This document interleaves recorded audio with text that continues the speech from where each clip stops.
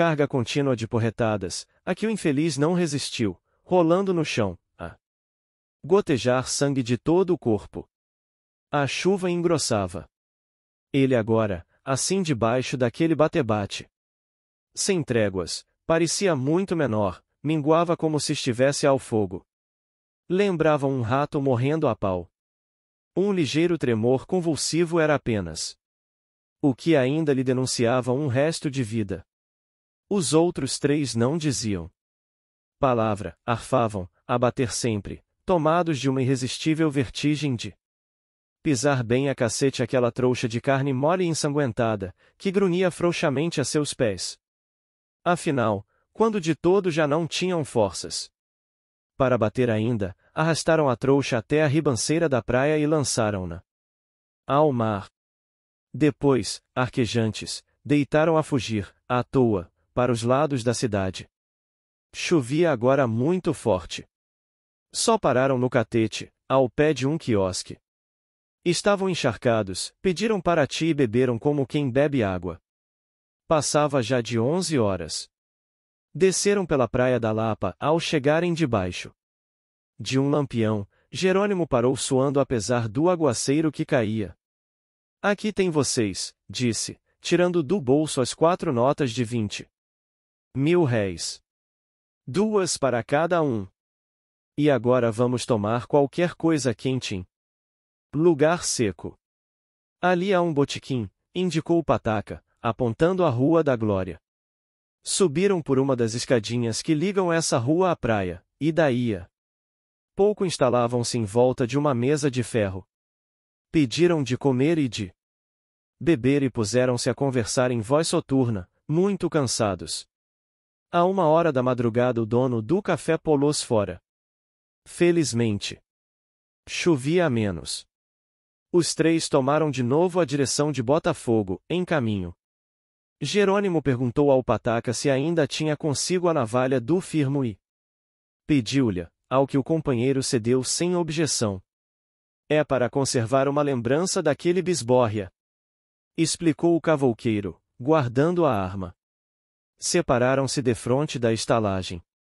Jerônimo entrou sem ruído, foi até a casa, espiou pelo buraco da fechadura, havia luz no quarto de dormir.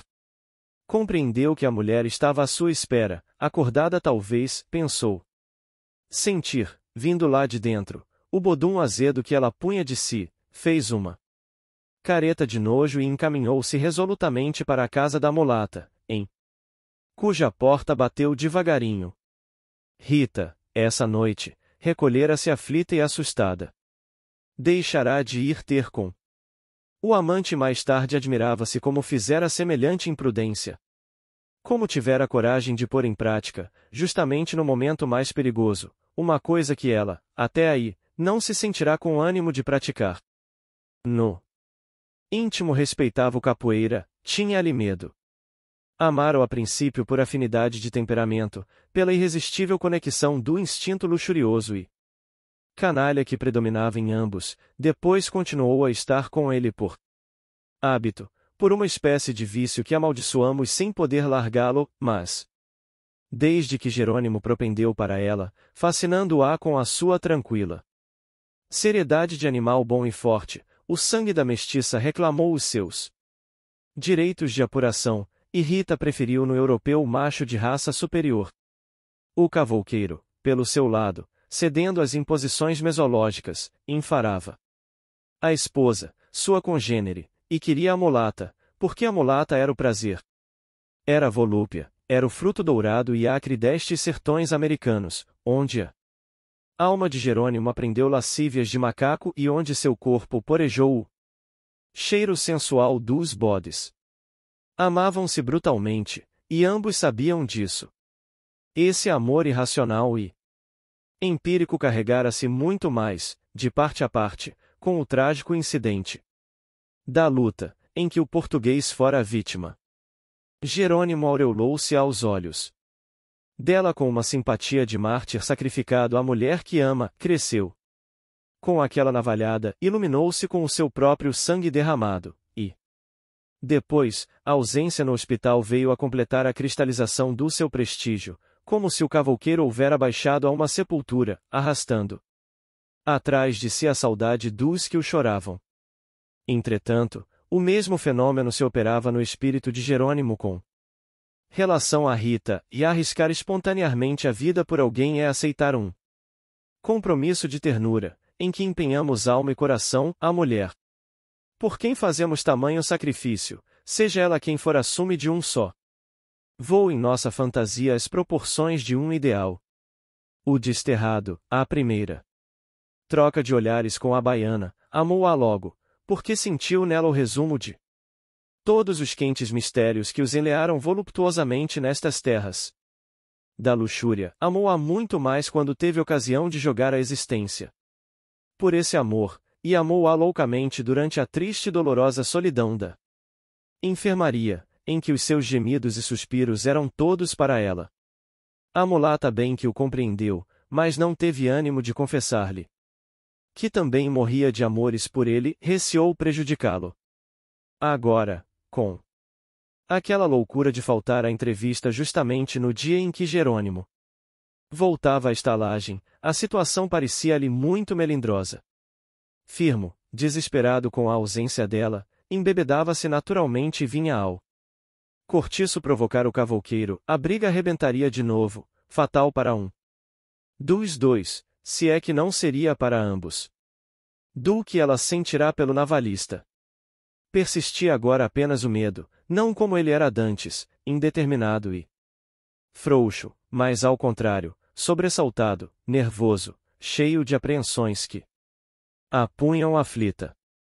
Firmo já não lhe aparecia no espírito como um amante ciumento e perigoso, mas como um simples facínora, armado de uma velha navalha desleal e homicida. O seu medo transformava-se em uma mistura de asco e terror. E sem achar sossego na cama, deixava-se atordoar pelos seus pressentimentos, quando ouviu bater na porta. É ele! Disse, com o coração a saltar. E via já defronte de si o Firmo, bêbado, a reclamar o Jerônimo aos berros, para esfaqueá-lo ali mesmo.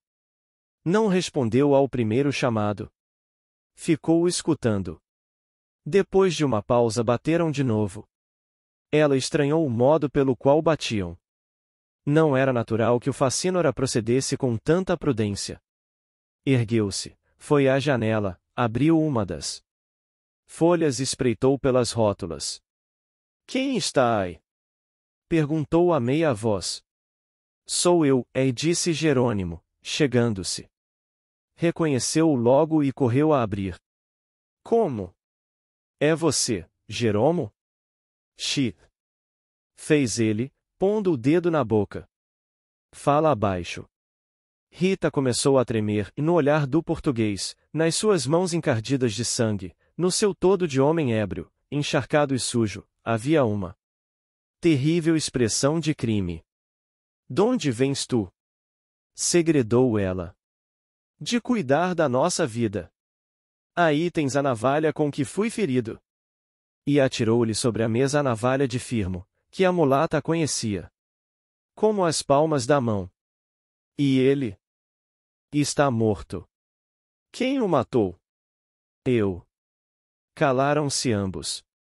Agora, acrescentou o cavouqueiro, no fim de um silêncio arquejado. Por ambos, estou disposto a tudo para ficar contigo. Sairemos os dois daqui. Para onde melhor for. Que dizes tu? E tua mulher? Deixo-lhe as minhas economias de muito tempo e continuarei a pagar o colégio à pequena. Sei que não devia abandoná-la, mas podes ter como. Certo que, ainda que não queiras vir comigo, não ficarei com ela. Não sei. Já não a posso suportar. Um homem enfara-se. Felizmente minha caixa de roupa está ainda na ordem e posso ir buscá-la pela manhã. E para onde iremos? O que não falta é PR onde ir. Em qualquer parte estaremos bem. Tenho aqui sobre mim uns 500 mil réis, para as primeiras despesas. Posso ficar cá até às 5 horas, são 2:30, saio sem ser visto por Piedade, mando-te ao depois dizer o que arranjei, e tu irás ter comigo. Está dito? Queres? Rita, em resposta, atirou-se ao pescoço dele e pendurou-se-lhe nos lábios, devorando-o de beijos. Aquele novo sacrifício do português, aquela dedicação extrema que o levava a arremessar para o lado família, dignidade, futuro, tudo por ela, entusiasmou-a loucamente. Depois dos sobressaltos desse dia e dessa noite, seus nervos estavam afiados e toda ela elétrica. Ah! Não se tinha enganado. Aquele homenzarrão hercúleo, de músculos de touro, era capaz de todas as meiguices do carinho. Então, insistiu ele. Sim, meu cativeiro. Respondeu a baiana, falando-lhe na boca. Eu quero ir contigo, quero ser a tua mulata, o bem do teu coração. Tu és os meus feitiços. E apalpando-lhe o corpo, mas como estás ensopado? Espera. O que não falta aqui é roupa de homem para mudar. Podias ter uma recaída, Cruzes. Tira tudo isso que está alagado. Eu vou acender o fogareiro e estende-se em cima o que é Casimira, para te poderes vestir às 5 horas. Tira as botas. Olha o chapéu como está. Tudo isto seca. Mira, toma já um gole de Paraty PR a talhar a friagem. Depois passa em todo o corpo. Eu vou fazer café. Jerônimo bebeu um bom trago de Paraty, mudou de roupa e deitou-se na cama de Rita. Vem pra cá, disse, um pouco rouco. Espera. O café está quase pronto. E ela só foi ter com ele, levando-lhe a chávena fumegante da perfumosa bebida que tinha sido a mensageira dos seus amores, assentou-se ao rebordo da cama e, segurando com uma das mãos o pires, e com a outra xícara, ajudava-o a beber, gole por gole, enquanto seus olhos o acarinhavam, cintilantes de impaciência no antegozo daquele primeiro enlace. Depois, atirou fora a saia e, só de camisa, lançou-se contra o seu amado. Num frenesi de desejo doido. Jerônimo, ao senti-la inteira nos seus braços, ao sentir na sua pele a carne quente daquela brasileira, ao sentir inundar-lhe o rosto e as espáduas, num eflúvio de baunilha e cumaru, a onda negra e fria da cabeleira da mulata, ao sentir esmagarem-se no seu largo e pelado colo de cavouqueiro os dois globos túmidos e macios, e nas suas coxas as coxas dela, sua alma derreteu-se, fervendo e borbulhando como um metal ao fogo, e saiu-lhe pela boca, pelos olhos, por todos os poros do corpo, escandescente, em brasa, queimando-lhe as próprias carnes e arrancando-lhe gemidos surdos. Soluços irreprimíveis, que lhe sacudiam os membros, fibra por fibra, numa agonia extrema, sobrenatural, uma agonia de anjos violentados por diabos. Entre a vermelhidão cruenta das labaredas do inferno. E com um arranco de besta-fera caíram ambos prostrados, arquejando. Ela tinha a boca aberta, a língua fora, os braços duros, os dedos inteiriçados. E o corpo todo a tremer-lhe da cabeça aos pés, continuamente, como se estivesse morrendo, ao passo que ele, de súbito arremessado longe da vida por aquela explosão inesperada dos seus sentidos, deixava-se mergulhar numa embriaguez deliciosa, através da qual o mundo inteiro e todo o seu passado fugiam como sombras fátuas.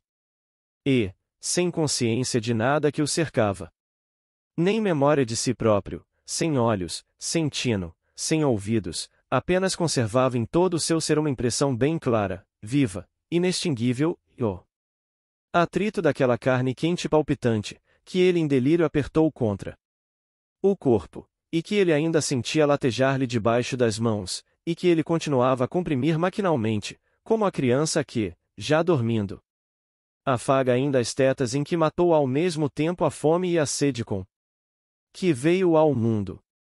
16. A essas horas Piedade de Jesus ainda esperava pelo marido. Ouvirá, assentada impaciente à porta de sua casa, darem 8 horas. 8:30, 9, 9:30. Que teria acontecido, Mãe Santíssima? Pois o homem ainda não estava pronto de todo e punha-se ao fresco, mal. Engolira o jantar, para demorar-se daquele modo? Ele que nunca fora capaz de semelhantes tonteiras. 10 horas. Valha-me nosso Senhor Jesus Cristo. Foi até o portão da estalagem, perguntou a conhecidos que passavam se tinham visto Jerônimo. Ninguém dava notícias dele. Saiu, correu à esquina da rua. Um silêncio de cansaço bocejava naquele resto de domingo. Às 10:30 recolheu-se sobressaltada, com o coração a sair-lhe pela garganta, o ouvido alerta, para que ela acudisse ao primeiro toque na porta. Deitou-se, sem tirar a saia, nem apagar de todo o candeeiro. A ceia frugal de leite fervido e queijo assado com açúcar e manteiga ficou intacta sobre a mesa. Não conseguiu dormir, trabalhava-lhe a cabeça, afastando para longe o sono.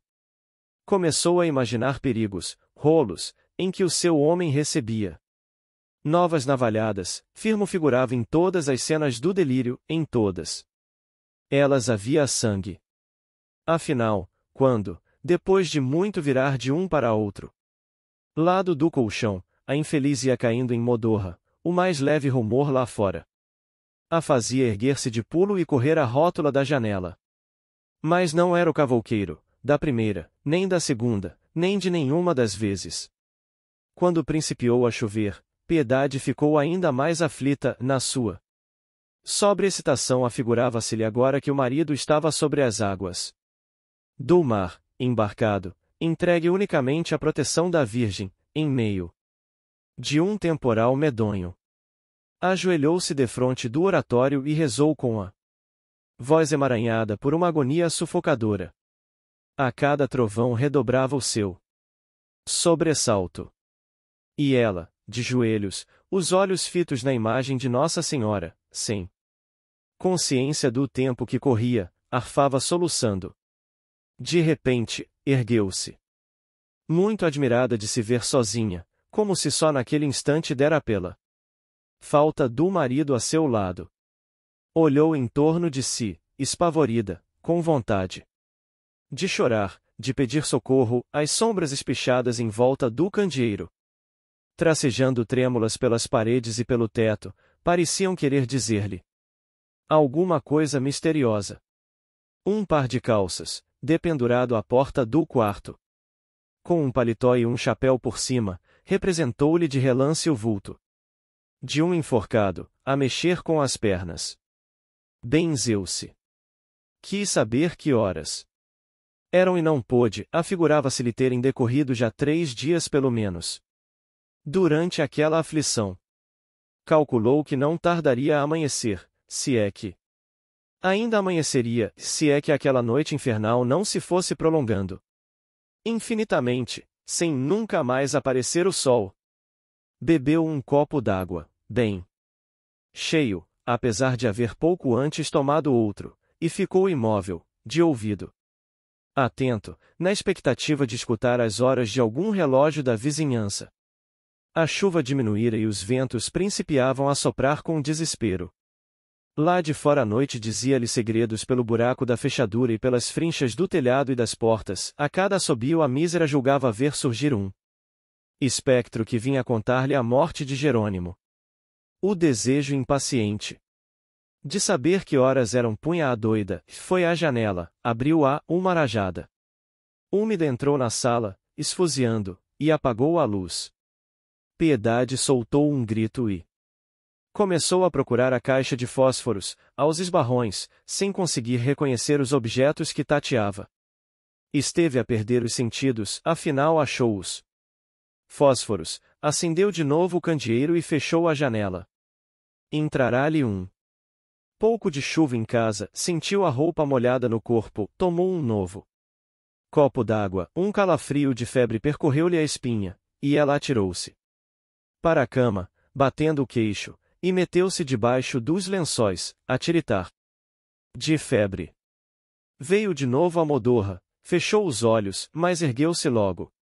Assentando-se no colchão, parecia-lhe ter ouvido alguém falar lá fora, na rua.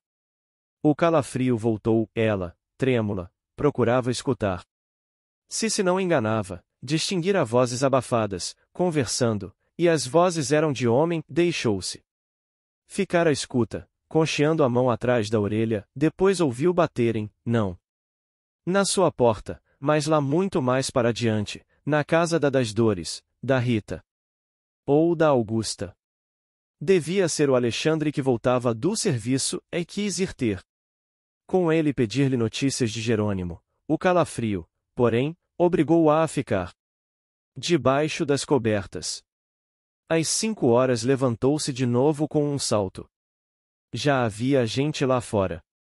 Com certeza, ouvirá render a primeira porta, abriu a janela, mas ainda estava tão escuro que se não distinguia a patavina.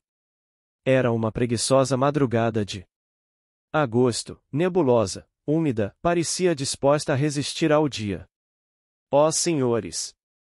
Aquela noite dos diachos não acabaria nunca mais, entretanto, adivinhava-se que ia amanhecer. Piedade ouviu dentro do pátio, do lado contrário à sua casa, um zum-zum de 2 vozes cochichando com interesse. Virgem do céu! Dir-se-ia a voz do seu homem. E a outra era a voz de mulher, credo. Ilusão sua com certeza. Ela essa noite estava para ouvir o que não se dava, mais aqueles cochichos dialogados na escuridão causavam-lhe extremo alvoroço. Não. Como poderia ser ele? Que loucura! Se o homem estivesse ali teria sem dúvida procurado a casa, e os cochichos persistiam, enquanto Piedade, toda ouvidos, estalava de agonia. Jeromo! Gritou ela. As vozes calaram-se logo, fazendo silêncio completo, e depois nada mais se ouviu. Piedade ficou à janela. As trevas dissolveram-se afinal, uma claridade triste formou-se no nascente e foi, a pouco e pouco, se derramando pelo espaço. O céu era uma argamassa cinzenta e gorda. O cortiço acordava com o remancho das segundas-feiras, ouviam-se os pigarros das ressacas de Paraty. As casinhas abriam-se, vultos espreguiçados vinham bocejando fazer a sua lavagem à bica, as chaminés principiavam a fumegar, recendia o cheiro do café torrado. Piedade atirou um chale em cima dos ombros e saiu ao pátio, a machona, que acabava de aparecer à porta do número 7 com um berro para acordar a família de uma só vez, gritou-lhe. Bons dias, vizinha. Seu marido como vai? Melhor? Piedade soltou um suspiro.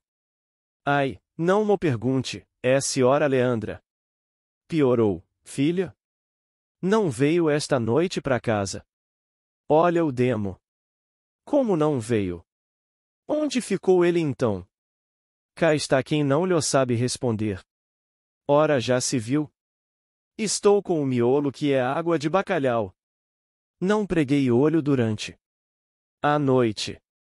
Forte desgraça a minha. Teria a ele lhe sucedido alguma? Piedade pôs-se a soluçar, enxugando as lágrimas no chale de lã, ao passo que a outra, com a sua voz rouca e forte, que nem o som de uma trompa enferrujada, passava adiante a nova de que o Jerônimo não se recolhera aquela noite à estalagem.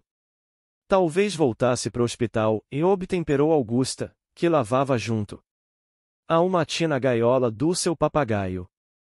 Mas ele ontem veio de muda, contrapôs Leandra. E lá não se entra depois das 8 horas da noite, acrescentou outra lavadeira. E os comentários multiplicavam-se, palpitando de todos os lados, numa boa disposição para fazer daquilo o escândalo do dia. Piedade respondia friamente às perguntas curiosas que lhe dirigiam as companheiras, estava triste e sucumbida, não se lavou, não mudou de roupa, não comeu nada, porque a Comida lhe crescia na boca e não lhe passava da garganta, o que fazia só era chorar e lamentar-se. Forte desgraça a minha! Repetia infeliz a cada instante. Se vais assim, filha, estás bem arranjada! Exclamou-lhe a machona. Chegando à porta de sua casa a dar dentadas num pão recheado de manteiga. Que diabo, criatura! O homem não te morreu, para estares agora aí a carpir desse modo. Sei-o eu lá se me morreu? Disse Piedade entre soluços. Vi tanta coisa esta noite. Ele te apareceu nos sonhos? Perguntou Leandra com assombro. Nos sonhos não, que não dormi, mas vi a modos que fantasmas. E chorava. Ai, credo, filha! Estou desgraçada. Se te apareceram almas, dê certo, mas põe a fé em Deus, mulher. E não te rales desse modo, que a desgraça pode ser maior. O choro puxa muita coisa. Ai, o meu rico homem! E o mugido lúgubre daquela pobre criatura abandonada antepunha a rude agitação do cortiço, uma nota lamentosa e tristonha de uma vaca chamando ao longe, perdida ao cair da noite num lugar desconhecido e agreste. Mas o trabalho aquecia já de uma ponta a outra da estalagem. Ria-se, cantava-se, soltava-se a língua, o formigueiro assanhava-se com as compras para o almoço, os mercadores entravam e saíam, e a máquina de massas principiava a bufar. E Piedade, assentada à soleira de sua porta, paciente e ululante como um cão que espera pelo dono, maldizia a hora em que saíra da sua terra, e parecia disposta a morrer ali mesmo, naquele limiar de granito, onde ela, tantas vezes, com a cabeça encostada ao ombro do seu homem, suspirava feliz, ouvindo gemer na guitarra dele os queridos fados de além-mar. E Jerônimo não aparecia.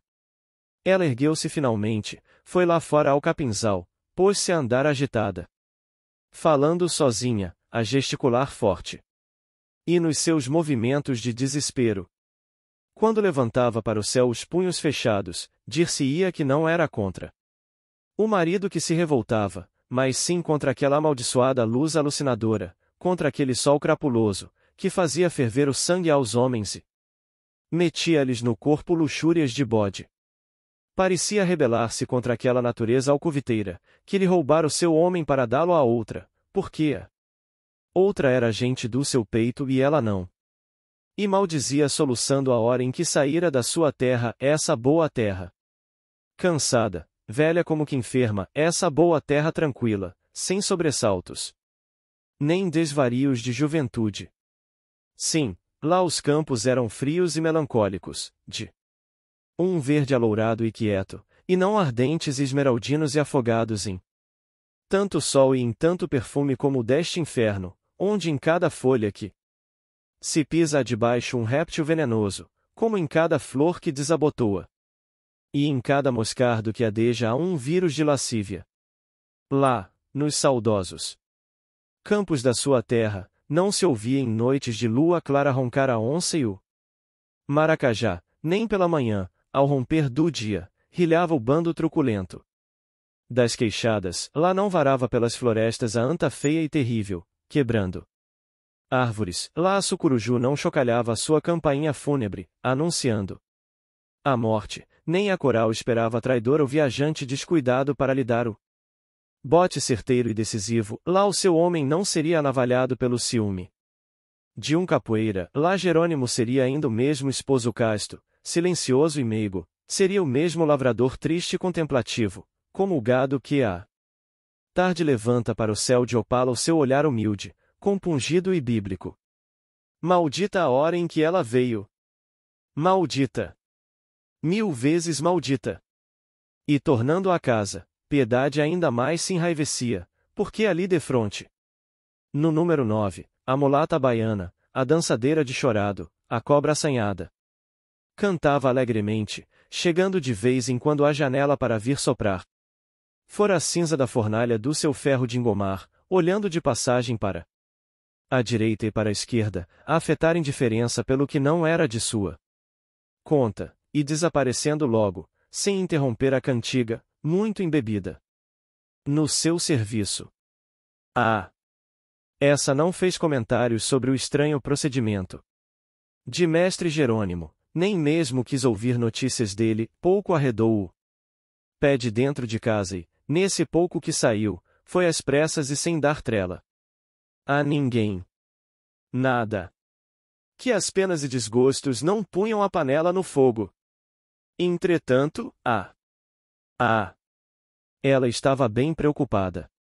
Apesar do alívio que lhe trouxera ao espírito a morte do Firmo e a despeito do seu contentamento de passar por uma vez aos braços do cavouqueiro, um sobressalto vago e opressivo esmagava-lhe o coração e matava-a de impaciência por atirar-se à procura de notícias sobre as ocorrências da noite, tanto assim que, às 11h, mal percebeu que Piedade, depois de esperar em vão pelo marido, saía aflita em busca dele, disposta a ir ao hospital, à polícia, ao necrotério, ao diabo, contanto que não voltasse sem algum esclarecimento, ela atirou logo o trabalho pro canto, enfiou uma saia, cruzou o chale no ombro, e ganhou o mundo, também disposta a não voltar sem saber tintim por tintim o que havia de novo. Foi cada uma para seu lado e só voltaram à tarde, quase ao mesmo tempo, encontrando o cortiço cheio já e assanhado com a notícia da morte do Firmo e do terrível efeito que esta causará no A Cabeça de Gato, onde o crime era atribuído aos carapicus, contra os quais juravam-se extremas vinganças de desafronta. Soprava de lá, rosnando, um hálito morno de cólera mal sofrida e sequiosa que crescia com a aproximação da noite e parecia sacudir no ar, ameaçadoramente, a irrequieta flâmula amarela. O sol descambava para o ocaso, indefeso, e nu, tingindo o céu de uma vermelhidão pressaga e sinistra.